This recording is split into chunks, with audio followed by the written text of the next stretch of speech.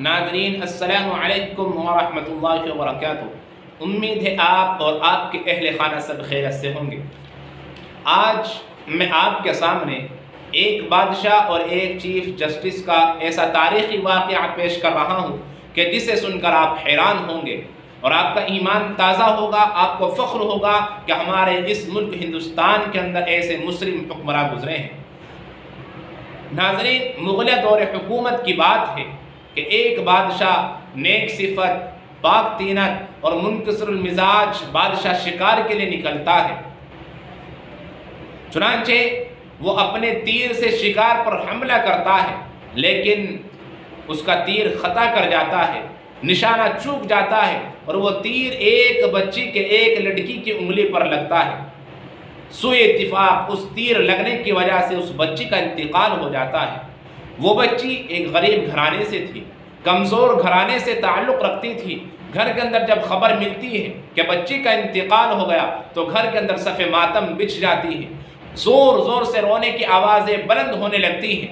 चुनांचे इस बच्ची की जो वालिदा थी वो ताकतवर थी, हौसलामंद थी और उसे अपने दारुल क़ज़ा पर भरोसा था, अपने कोर्ट पर भरोसा था। चुनांचे उसने दारुल क़ज़ा के अंदर, कोर्ट के अंदर मुकदमा दायर कर दिया कि बादशाह से मुझे इंसाफ चाहिए, बादशाह के तीर लगने की वजह से मेरी बच्ची का इंतकाल हुआ है।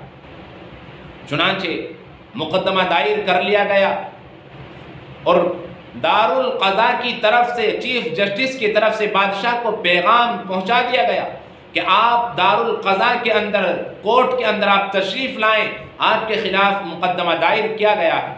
चुनांचे जब बादशाह ने तहक़ीक़ की और मालूम हुआ तो चलते वक्त बादशाह ने अपने नौकर से कहा कि मुझे तेज़ तरीन खंजर ला कर दें। मजमा हैरान और परेशान कि आज तो चीफ जस्टिस का काम तमाम हो जाएगा।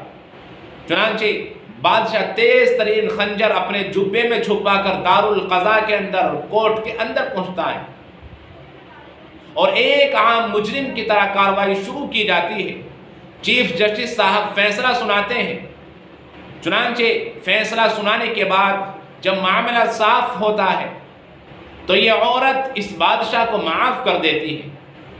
चीफ जस्टिस साहब, काजी साहब सवाल करते हैं कि अब तक तो आप इस मामले पर अड़ी हुई थी कि मुझे बादशाह से खून का बदला चाहिए, मुझे बदला चाहिए, मुझे इंसाफ चाहिए, अब तुमने इसको माफ़ कर दिया। कहा कि मुझे इनके तवाज़ो को देखकर, इनके गर्दन के झुकाने को देखकर, इनके जुर्म को कबूल करने को देखकर, इनकी नेक सिफती पर, इनके नेक नीयती पर मुझे तरस आ गया और मेरे दिल के अंदर ये एहसास पैदा हुआ कि मेरी बच्ची चली गई, लेकिन हमारे इस मुल्क भारत को ऐसे बादशाह की ज़रूरत है। चुनांचे इस वजह से मैंने इस बादशाह को माफ़ कर दिया। जब मामला ख़त्म हो गया, औरत चली गई, तो ये बादशाह काजी साहब के पास आकर बैठते हैं, चीफ जस्टिस के बगल में आकर बैठते हैं और खंजर निकालते हुए अर्ज़ करते हैं कि अगर आज तुम मेरे बादशाह होने की वजह से रियायत कर देते, मुझे मेरे हक़ में फ़ैसला करते और इस औरत के ख़िलाफ़ तुम जुर्म साबित कर देते, इस औरत को इंसाफ न दिलाते, तो ये खंजर होता और तुम्हारी गर्दन होती। यानी आज मैं तुम्हारा काम तमाम कर देता अगर तुम इंसाफ न करते। चुनांचे काजी साहब भी काजी साहब थे।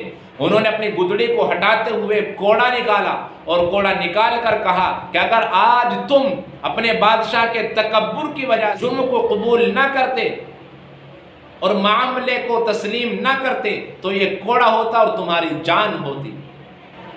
नाज़रीन, आप जानते हैं कि उस नेक सिफत, पाक तीनत और नेक बादशाह का नाम ग़ियासुद्दीन बलबन है और इस हौसलामंद, जरी, बेबाक, ताकतवर चीफ जस्टिस और काज़ी क़ुज़ात का नाम शेख सिराजुद्दीन है।